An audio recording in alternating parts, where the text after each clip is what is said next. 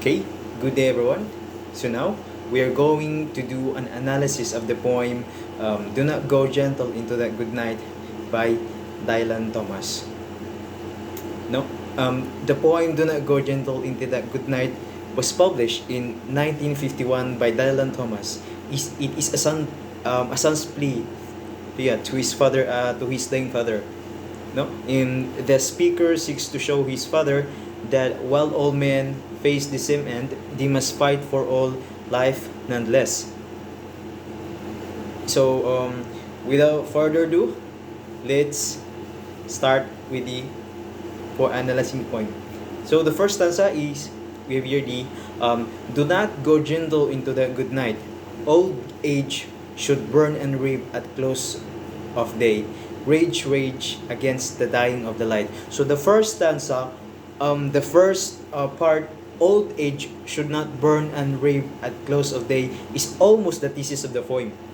Okay, Thomas, the author itself, classifies men into four different categories to persuade his father to realize that no matter how life choices, their consequences, or his personality, there is a reason to live with it possible. Okay? That Thomas uses these categories to give his father no excuses regardless of what he did in life. So the second stanza, here it goes. Though wise men at their end know dark is right, because their words had worked no lightning day. Do not go gentle into the good night. So the second stanza stands for wise men. No, are the first group that Thomas describes. No, the author describes. The first line in the stanza, though wise men are there, and no dark is right, suggests that the wise understand that that is a natural part of life, and they are savvy enough to know they should accept it. No, and the next line, however, reasons that they nevertheless fight against that because they feel they have not gained nearly enough repute to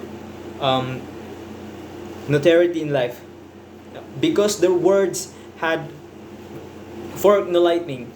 Is Thomas' way of saying that they want to hold on to life in order to be able to leave their mark, no, thereby sustaining their places in history as great scholars or philosophers. No, so we jump to the third stanza. Good men, the last wave by, crying how bright rather sorry. Again, good men, the last wave by, crying how bright. Their frail deeds might have danced in the green bay, rage, rage against the dying of the light. So the third stanza stands for good men. So the first stanza stands for wise men. Now, the another stanza stands for good men. Now, the author moves forwards and describes the next group as good men. They too reflect on their lives as the end approaches. No, good men, the last wave by crying how bright.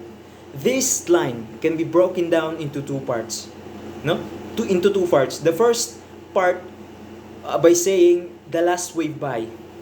The author may be remarking that good men are too few these days, and that he believes his father to be a good man, and thinks the world would better off with him in it.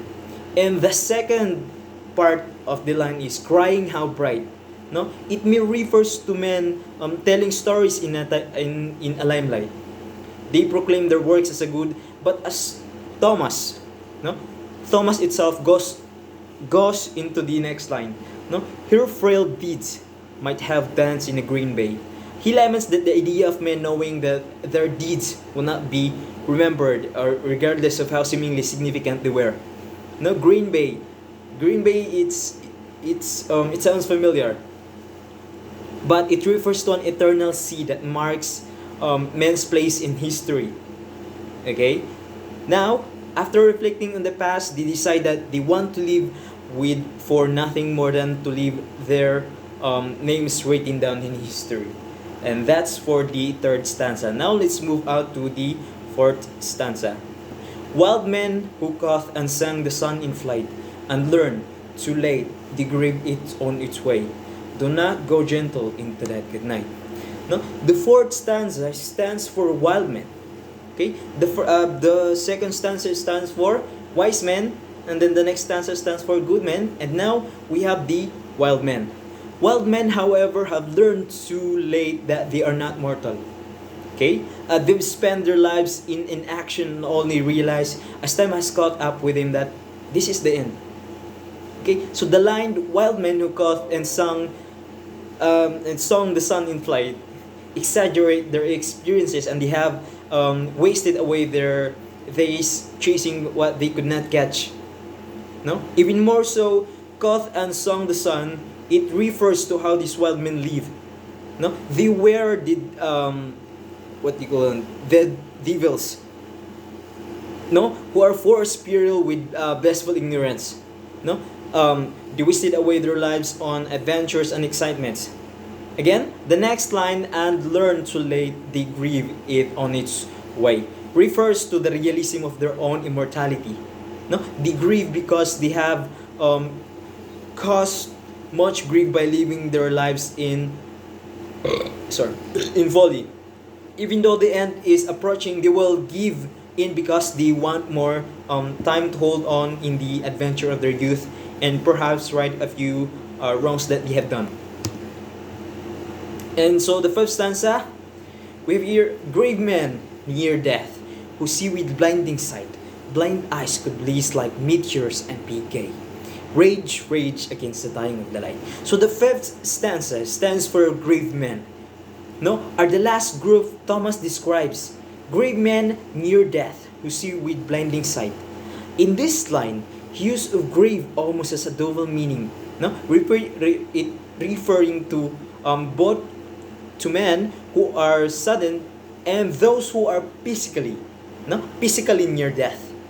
No, they feel the strains of long life, and they know that they are physically decaying. No, their eyes are failing along with the rest of their body, but there is still a passion for existence burning within their eyes despite their frail state. No, blind eyes could blaze like meteors and be gay is an expression that represent man's struggle for survival.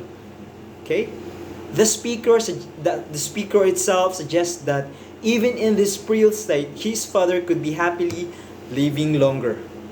And now, the sixth and the final stanza of our poem for today. "And you, my father, there on the side height, curse, bless me now with your fears and tears. I pray, do not go gentle into that good night. Rage, rage against the dying of the light." No, finally, in the last stanza, the speaker intent is presented. He claims that all men, no matter their experience or situations, fight for more time. No? The author itself urges his father to do the same. The line, "Curse, bless me now with your fears, tears, I pray." It describes the pain and passion he feels while begging his father not to die. So the speaker watches his father fade and begs him not to give in. And now let's put it all together. Okay? Thomas' poem first refers to wise men, then to good men, then change to peace to wild men, and finally fades out with grave men. One reason Thomas uses this progression is to start with where he sees his father character, then move gradually toward that he believes his father had resigned himself to. Thomas' father was a military man, and his resignation to his current state is eating away at Thomas. Well, he suggests that every man needs to make his mark in his life and that his father has not done so. Okay? It appears that his father has either peacefully surrendered or otherwise resigned himself to his fate. He is trying to postpone the inevitable by pleading for a little more time. No? Feeling that his father is giving up and that maybe if he can prove to him that no one should give up regardless of their disposition, no matter what disposition they have, then his father will be able to get off his death bed. And that's it for the analysis of the poem Do Not Go Gentle Into That Good Night by Dylan Thomas. If I would rate it, I'd give it 9 over 10. This one is a super nice poem I've ever read in my whole life. Like, I really, really highly recommend it to read it to you guys. I hope this will help you to learn from me. Again, this is Kuya Jerry, and this is another video for our English learning. I teach, you learn. Thank you.